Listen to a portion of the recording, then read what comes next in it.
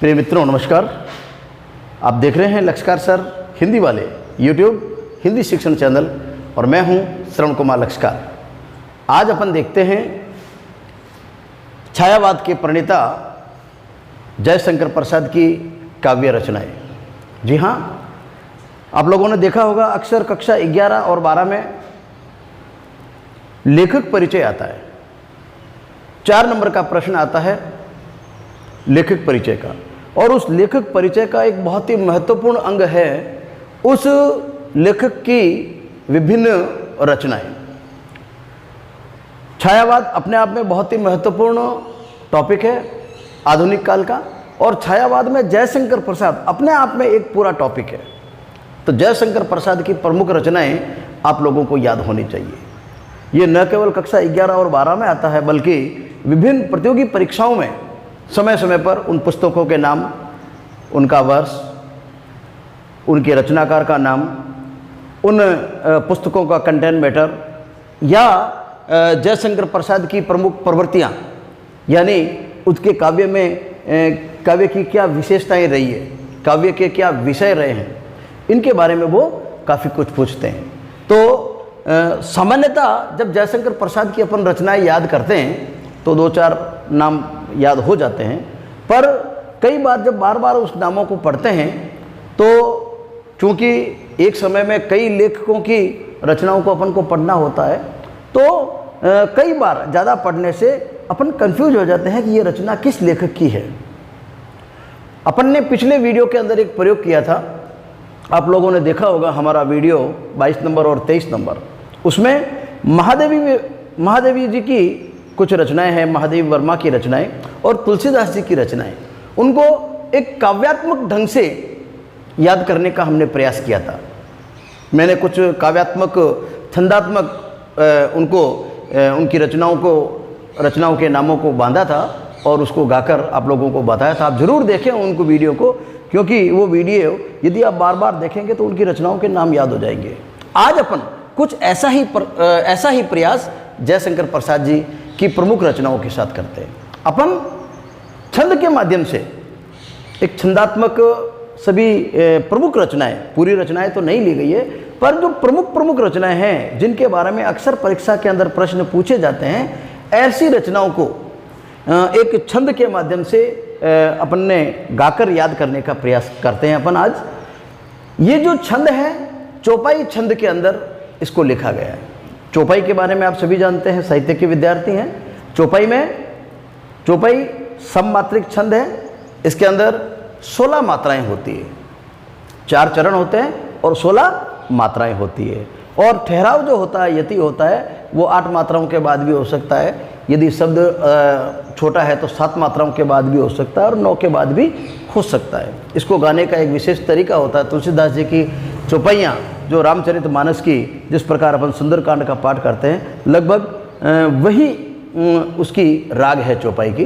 तो आइए अपन प्रयास करते हैं, आप भी मेरे साथ गुनगुनाइए जयशंकर प्रसाद की प्रमुख रचनाएं चौपाई के माध्यम से।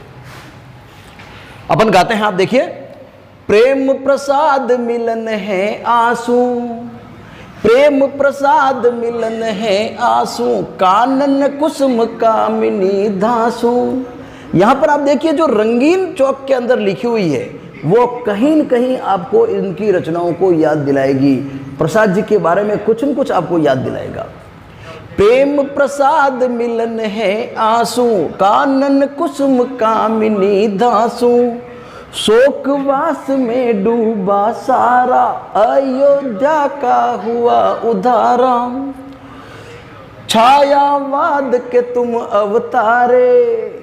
जयशंकर प्रसाद छायावाद के प्रणेता थे, और इस पे और इनकी छाया नाम का एक कहानी है, छाया। तो इसे 2 चीज़ें याद हो जाएगी।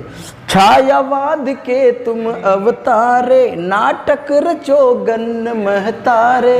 जयशंकर प्रसाद जी ने पहली बार हिंदी साहित्य में नाटकों की रचना की। इससे पहले नाटक नहीं लिखे गए थे। तो नाटक कला का जो विकास है जयशंकर प्रसाद जी के द्वारा इस छाया काल में किया गया, इसलिए कहा गया है छायावाद के तुम अवतारे, नाटक रचो गन्न महतारे। अब नाटक कौन कौन से? स्कंद गुप्त ध्रुव स्वामिनी, स्कंद गुप्त ध्रुव स्वामिनी, शत्रु अजात गुप्त चंद दीनी, जरना लहर देव रत सारे। अब ये इनके काव्य, जरना लहर देव रत सारे, जय शंकर के काव्य करारे, महादेवी और पंथ निराला, महादेवी और पंथ निराला, गद्य साहित्य का कंचन काला। ये गद्य साहित्य का कंचन काला, कंचन यानी स्वर्ण सोना, और स्वर्ण युग, स्वर्ण युग गद्य साहित्य का कंचन काला। ये छायावाद जो है हिंदी साहित्य का या गद्य लेखन का कह सकते हैं अपन, हिंदी साहित्य के ही माने अपन तो स्वर्ण काल माना गया है। महादेवी और पंथ निराला, गद्य साहित्य का कंचन काला। अब इनकी विशेषताएं यानी छायावाद की परंपराएं, छायावाद की प्रमुख विशेषताएं कौन कौन सी रही, इसको भी काव्य में अपन ने डाला। एकदम आपको इसको बार बार जब गुनगुनाएंगे तो उनकी परंपराएं आपको याद आ जाएगी। परीक्षा की दृष्टि से बड़ा ही महत्वपूर्ण है, आप याद करें इसको। भ्रष्टाचार की पीड़ा भबके, भ्रष्टाचार की पीड़ा भबके, दीन दुखी शोषित सब कूके, दीन दुखी शोषित सबकी आवाज। भ्रष्टाचार की पीड़ा भबके, दीन दुखी शोषित सब कूके। इसके अंदर आपने देखा होगा कवि जैसा देखता है, क्योंकि वैयक्तिकता है इसके अंदर। कवि जैसा देखता है, जैसा सहता है, जैसा उसके मन में विचार आते हैं, जैसा भोगता है, वैसा ही वो लिखता है, वैसी ही रचना करता है। वैयक्तिकता तो उसके अंदर जैसा भ्रष्टाचार देखता समाज के अंदर, तो भ्रष्टाचार। भिक्षुक कविता आपने देखी होगी दिलला जी की।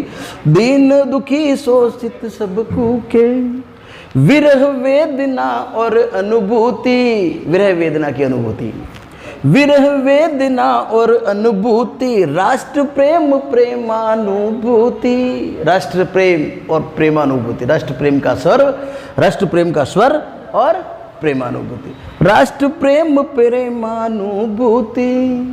ये सारी इसकी विशेषताएं हैं छायावाद काल के। अंतिम छंद देखते हैं अपन। बंधन को मुक्ति को भागे, बंधन को मुक्ति को भागे, रहस्यवाद जिज्ञासा जागे। छायावाद काल की प्रमुख विशेषता रहस्यवाद और जिज्ञासा। रहस्यवाद जिज्ञासा जागे, प्रकृति चित्रण बिंब सारा। प्रकृति चित्रण शानदार तरीके से किया गया, नए तरीके से किया गया प्रकृति चित्रण। और पहली बार बिंबों का प्रयोग हुआ साहित्य में छायावाद काल में। प्रकृति चित्रण बिंब सारा, मुक्त छंद का भया उजारा। और पहली बार छायावाद काल में मुक्त छंद का प्रयोग किया गया, मुक्त छंदों की रचना की गई। ये छायावाद की प्रमुख विशेषताएं हैं। तो निश्चित रूप से इसको पढ़ने से, इसको बार बार आप जब पढ़ेंगे, बार बार आप गुनगुनाएंगे, तो निश्चित रूप से ये सारी रचनाएं आपको याद हो जाएगी, कंठस्थ हो जाएगी। और परीक्षा के अंदर देखते ही जैसे ही आप कुछ गुनगुनाएंगे, देखेंगे, ऑप्शन देखेंगे, आप बड़ी कक्षाओं में जाओगे, प्रतियोगी परीक्षाओं में आप जब जाएंगे तो वहाँ पर ऑप्शन आते हैं। कई चीज़ें आपको बहुत बारीकी से पूछी जाती है। तो ये आपको जिस प्रकार आप फिल्मी गीत याद करते हैं, भजन याद करते हैं, आप इसको बार बार गाइए, याद कीजिए, तो गुनगुनाते हुए सहज ही आपको छायावाद की प्रमुख रचनाएं और छायावाद की प्रमुख विशेषताएं याद हो जाएगी। आइए अब इसी से अपन देखते हैं कौन कौन सी इसकी प्रमुख रचनाएं हैं। सबसे पहले प्रेम, प्रेम से प्रेम पथिक, प्रेम से प्रेम पथिक। प्रसाद, ये प्रसाद जी का नाम है, इससे आपको प्रसाद जी याद आएंगे। प्रेम प्रसाद मिलन है आंसू, आंसू काव्य है, प्रसाद जी का बहुत ही प्रसिद्ध काव्य है। कानन कुसुम कामनी धासु, कानन कुसुम ये भी काव्य है। और कामनी, कामनी से दो चीजें याद आएगी, कामनी से कामायनी। प्रसाद जी का बहुत अच्छा महान प्रबंध काव्य है कामायनी। और प्रसाद जी का एक नाटक है कामना। तो इनसे दो चीजें आपको याद आ जाएगी, कामायनी प्रबंध काव्य और कामना नाटक। शोकवास, शोकवास से शोकोच्छवास, शोकोच्छवास इनका एक काव्य है। अयोध्या का हुआ उद्धार, अयोध्या का उद्धार, अयोध्या का उद्धार, ये भी प्रसाद जी का एक काव्य है। छायावाद के तुम अवतारे। छाया, छाया कहानी संग्रह है, और छायावाद यानी ये स्फुरावाद, इसके अवतारे यानी छायावाद के प्रमुख स्तंभ कह सकते हैं, छायावाद के ब्रह्मा कह सकते हैं, छायावाद के प्रवर्तक कह सकते हैं। कौन? प्रसाद जी। छायावाद के तुम अवतारे, नाटक रचियो गण्य महतारे। और नाटक सबसे पहले प्रसाद जी ने रटे, और उस काल में नाटक कला का बहुत विकास हुआ।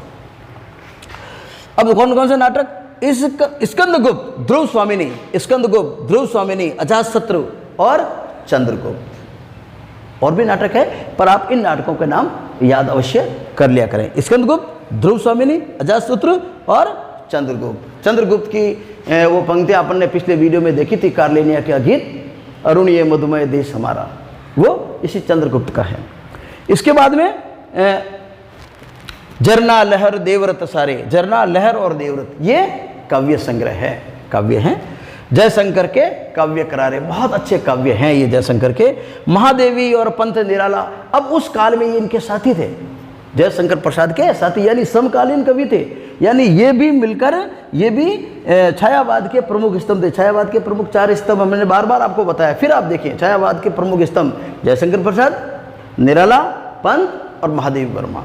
तो महादेवी और पंत निराला गद्य साहित्य का कंचन काला, और ये मिलकर जब साहित्य की सृजन करते हैं उस काल में, तो एक हिंदी साहित्य का स्वर्ण काल बन जाता है, गोल्डन टाइम बन जाता है। अब इनकी प्रमुख विशेषताएं अपन फिर देख ले एक बार। भ्रष्टाचार की पीड़ा भबके, दीन दुखी शोषित सब कुके, विरह वेदना और अनुभूति, वेदना का स्वर, अनुभूति, अनुभूति के द्वारा काव्य की रचना, ये सब इसकी छायावाद की विशेषताएं हैं। राष्ट्र प्रेम, राष्ट्र प्रेम का स्वर, प्रेमानुभूति, प्रकृति के माध्यम से प्रेम को प्रकट किया गया, प्रेम को एक नए बिंबात्मक रूप से प्रकट किया गया है। बंधन से मुक्ति को भागे, रहस्यवाद जिज्ञासा जागे, प्रकृति चित्रण बिंब सारा। और प्रकृति चित्रण बहुत ही अलग ढंग से किया गया है, नए ढंग से किया गया है। और बिंब सारा, प्रकृति चित्रण में बिंबों का प्रयोग, नए नए बिंबों का प्रयोग। 5 प्रकार के बिंब होते हैं, आपने देखा होगा, 5 ज्ञानेंद्रियाँ होती है और 5 प्रकार के ही बिंब होते हैं। प्रकृति चित्र, प्रकृति चित्रण बिंब सारा और मुक्त छंद का भया उजारा। इससे पहले जितने भी छंद होते थे वो बंद छंद होते थे। बंद छंद का मतलब होता है वो जिसके अंदर मात्राओं और वर्णों की गिनती होती थी, निश्चित होती मात्राओं और वर्णों की गिनती होती थी, और उसके द्वारा जो छंद बनते थे, जैसे चौपाई, दोहा, सोरठा, कुंडलिया, छपय, गीतिका, इस प्रकार की रचना होती थी। पर पहली बार प्रसाद जी ने मुक्त छंद की रचना की, और उस काल में छायावाद में मुक्त छंद की रचनाएं हुई। तो मुक्त छंद का आविष्कार, प्रादुर्भाव इसी काल में हुआ। और पूछे यदि कोई कि मुक्त छंद का प्रादुर्भाव किसने किया? प्रसाद जी ने किया। तो ये था आज का हमारा टॉपिक, जयशंकर प्रसाद की प्रमुख रचनाएं। आशा करता हूँ कि आज का टॉपिक आपके लिए बहुत ही उपयोगी रहा होगा।